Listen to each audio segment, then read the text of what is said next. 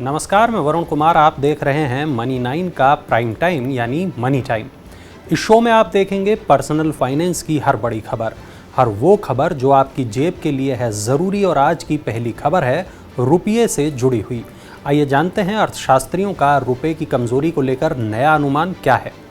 अभी और कमज़ोर होगा रुपया, निकट भविष्य में 82 रुपये प्रति डॉलर तक लुढ़क सकता है।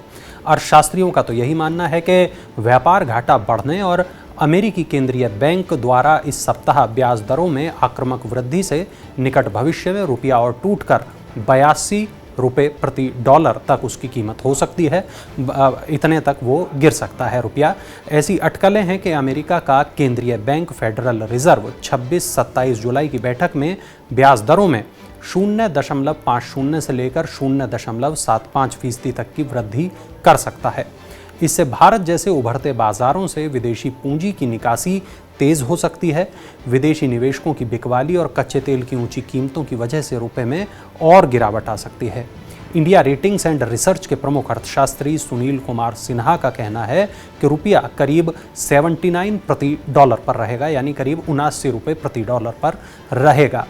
गिरावट के मौजूदा दौर में रुपया और टूटकर 81 प्रति डॉलर से भी नीचे जा सकता है। नोमुरा का मानना है कि जुलाई से सितंबर के दौरान रुपया कई कारकों की वजह से 82 प्रति डॉलर के निचले स्तर तक जा सकता है। क्रिसिल का भी अनुमान है कि निकट भविष्य में रुपया दबाव में रहेगा और रुपये डॉलर की विनिमय दर उतार चढ़ाव वाली होगी। अगर आप रोज़मर्रा की बढ़ती कीमतों से परेशान हैं तो आपके लिए एक अच्छी खबर है। आने वाले समय में दैनिक उपयोग की चीज़ें जैसे साबुन, डिटर्जेंट, बिस्किट, नूडल आदि सस्ते हो सकते हैं। दरअसल एफएमसीजी यानी फास्ट मूविंग कंज्यूमर गुड्स कंपनियां अपनी बिक्री बढ़ाने के लिए अब कंज्यूमर प्रोडक्ट पर डिस्काउंट देने या कीमतें कम करने की योजना बना रही हैं। इसकी वजह है कच्चे माल की कीमतों में कमी आना। एफएमसीजी कंपनियों का कहना है कि अंतर्राष्ट्रीय बाजार में पाम ऑयल और क्रूड ऑयल जैसे कच्चे माल की कीमतें कम होना शुरू हो गई हैं।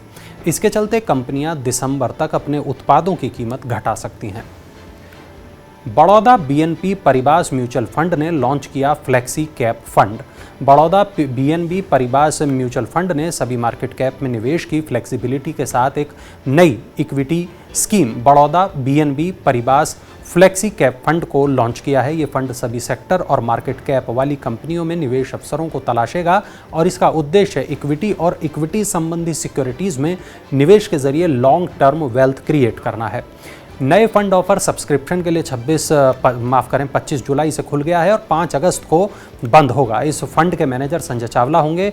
यह नया फंड निवेश के लिए 3 स्तरीय अप्रोच, सेक्टर्स के लिए टॉप डाउन, मार्केट कैप के लिए हॉरिजॉन्टल और स्टॉक के चेन के लिए बॉटम अप अप्रोच को अपनाया जाएगा। अस्पताल में वैक्सीन लगवाना महंगा पड़ेगा। कोविड वैक्सीन पर इसका असर पड़ सकता है। आंध्र प्रदेश की अथॉरिटी ऑफ एडवांस रूलिंग यानी एएआर ने अस्पतालों में लगाए जाने वाले वैक्सीन पर 5% जीएसटी लगाने की मंजूरी दे दी है। एएआर के इस फैसले से अस्पतालों में कोविड-19 के बूस्टर डोज पर असर पड़ सकता है, क्योंकि बूस्टर डोज लगवाने वालों की संख्या बहुत कम है। एएआर के सामने ये मामला लाया गया था और ये पूछा गया था कि अस्पतालों में कोविड-19 वैक्सीन लगाना उत्पाद की आपूर्ति है या सेवा। इस पर एएआर ने कहा कि वैक्सीन लगाना 2 आपूर्तियों का कॉम्बिनेशन है और इसे एक सिंगल पैकेज के रूप में देखा जाना चाहिए।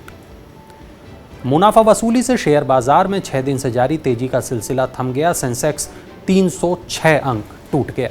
सोमवार को सेंसेक्स 306 अंक टूटकर 56,000 अंक के स्तर से नीचे बंद हुआ। निवेशकों की मुनाफा वसूली के कारण शेयर बाजार में गिरावट आई। नेशनल स्टॉक एक्सचेंज का निफ्टी 88 अंक की गिरावट के साथ 16,631 अंक पर बंद हुआ। गिरावट का प्रमुख कारण अमेरिकी केंद्रीय बैंक की बुधवार को बैठक से पहले निवेशक सतर्क रुख अपनाना है। वैश्विक स्तर पर आर्थिक मंदी की आशंका और प्रमुख कंपनियों के जून तिमाही के कमज़ोर नतीजों से बाजार पर दबाव आया है। मंदी की आशंका से ग्लोबल मार्केट्स में अनिश्चितता का माहौल बन रहा है। मैन्युफैक्चरिंग और सर्विस सेक्टर में मंदी के कारण अमेरिका और यूरोप की व्यापार गतिविधियां अप्रत्याशित रूप से सिकुड़ गई हैं।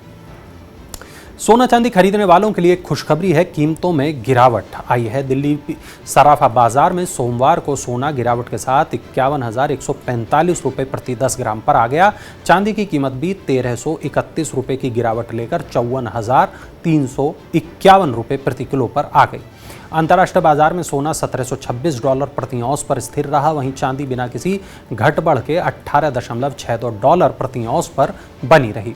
अंतर्राष्ट्रीय बाजार में सोने की कीमतों में मामूली गिरावट के साथ घरेलू बाजार में पीली धातु की कीमतों में नरमी आई है। त्योहारी सीजन से पहले नए वाहनों की कतार लग जाएगी, फाडा ने जताई नई पेशकश की उम्मीद। वाहन डीलरों के संगठन फाडा ने उम्मीद जताई है कि कोविड-19 से प्रभावित रहे पिछले 2 सालों की तुलना में वाहन कंपनियां इस साल त्योहारी सीजन में ज़्यादा संख्या में नए मॉडल्स की पेशकश करेंगी। फाडा के अध्यक्ष विनकेश गुलाटी ने कहा कि 2 पहिया खंड को छोड़कर इस बार मांग काफ़ी अच्छी है। हालांकि 2 पहिया वाहनों की बिक्री में सुस्ती वाहन उद्योग के लिए सबसे बड़ा तनाव बनी हुई है। गुलाटी ने कहा, इस बार त्योहारी सीजन के दौरान मॉडलों की पेशकश कम से कम दोगुनी देखने को मिल सकती है। इसके अलावा बहुत सारे इलेक्ट्रिक वाहनों की भी पेशकश होते हुए दिखेगी। हालांकि ज़्यादातर नए मॉडल कॉम्पैक्ट एसयूवी या एसयूवी सेगमेंट में ही होने की उम्मीद है। 90% नए मॉडल एसयूवी सेगमेंट से जुड़े होंगे। रोजगार के स्तर पर एक अच्छी खबर आई है। ईएसआईसी योजना से नए सदस्य जुड़े हैं। कर्मचारी राज्य बीमा निगम यानी ईएसआईसी की सामाजिक सुरक्षा योजना से मई 2022 में करीब 14,93,000 नए सदस्य जुड़े हैं। राष्ट्रीय सांख्यिकी कार्यालय के मुताबिक वित्त वर्ष 2021-22 में ईसीआईसी के साथ जुड़ने वाले कुल नए सदस्यों की संख्या 1,49,00,000 हो गई है। वित्त वर्ष 2020-21 में इससे 1,15,00,000 नए सदस्य जुड़े थे। महामारी से ठीक पहले के वित्त वर्ष 2019-20 में 1.51 करोड़ नए सदस्य ईएसआईसी से जुड़े थे, जबकि साल 2018-19 में ये संख्या 1.49 करोड़ रही थी। इससे पहले सितंबर 2017 से लेकर मार्च 2018 के बीच करीब 83,55,000 नए ग्राहक ईएसआईसी की सामाजिक सुरक्षा योजना का हिस्सा बने थे। सेबी ने किया जनता को आगाह, इस तरह के लेन देन से बचकर रहें। भारतीय प्रतिभूति एवं विनिमय बोर्ड यानी सेबी ने जनता को आगाह किया कि पीएसीएल समूह और इसकी सहयोगी इकाइयों की संपत्तियों के संबंध में किसी तरह का लेन देन ना करें, क्योंकि इनकी बिक्री के लिए किसी को अधिकृत नहीं किया गया है। पर्ल समूह के रूप में चर्चित रही पीएसीएल ने कृषि और रियल एस्टेट कारोबार के नाम पर जनता से पैसे जुटाए थे। सेबी के मुताबिक पीएसीएल ने गैरकानूनी सामूहिक निवेश योजनाओं के जरिए 18 साल में आम लोगों से 60,000 करोड़ रुपए से ज़्यादा की राशि जुटाई। सुप्रीम कोर्ट के आदेश पर बनी लोढ़ा समिति ने निवेशकों को चरणबद्ध तरीके से रिफंड देने की प्रक्रिया शुरू कर दी है। सेबी ने कहा कि किसी भी व्यक्ति या संस्थान को पीएसीएल लिमिटेड की संपत्तियों की बिक्री के लिए अधिकृत नहीं किया है और पीएसीएल की संपत्तियों को अवैध और अनाधिकृत तरीके से कब्जे में लेने पर सख्त कार्रवाई की जाएगी।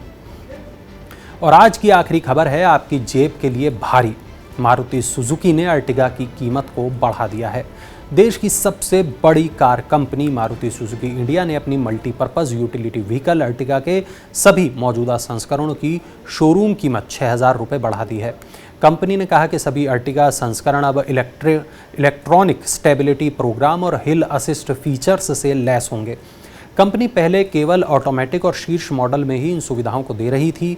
मारुति ने कहा कि अब मॉडल की दिल्ली में शुरुआती शोरूम कीमत 8,41,000 रुपये होगी। चलिए अब नज़र डालते हैं आईपीओ अपडेट्स पर। हैप्पीएस्ट माइंड्स के अशोक सूता एक और आईपीओ लाने की तैयारी में जुट गए हैं। 79 साल के सूता 2 सफल आईपीओ ला चुके हैं और अब वो अपने नए वेंचर हैप्पीएस्ट हेल्थ को शुरू करने जा रहे हैं और साथ ही इसे अगले 5 साल में शेयर बाजार में लिस्ट कराने की योजना पर काम कर रहे हैं। सूता 2007 में माइंड ट्री का आईपीओ लेकर आए थे। इसके बाद 2020 में वो हैप्पीएस्ट माइंड का आईपीओ लेकर आए थे। गुजरात पॉलीसॉल केमिकल्स लिमिटेड और पीकेएच वेंचर्स को सेबी से आईपीओ के लिए मंजूरी मिल गई है। इन दोनों कंपनी ने मार्च में आईपीओ के लिए सेबी के पास शुरुआती दस्तावेज दाखिल कराए थे। किसी भी कंपनी को आईपीओ लाने के लिए सेबी से मंजूरी लेने की ज़रूरी होता है। गुजरात पॉलीसॉल केमिकल्स आईपीओ के जरिए 414 करोड़ रुपए जुटाएगी। दोनों कंपनियों के शेयर बीएसई और एनएसई पर लिस्ट होंगे। तो ये थी आज की तमाम बड़ी खबरें, ज़रूरी और महत्वपूर्ण खबरें। पर्सनल फाइनेंस की ये तमाम खबरें ही तो डालती हैं आपकी जेब पर असर। तो अगर है आपको अपनी जेब की फिक्र तो जिस भी प्लेटफॉर्म पर आप इस शो को देख रहे हैं वहाँ सब्सक्राइब या फॉलो का बटन दबाना बिल्कुल मत भूलिएगा।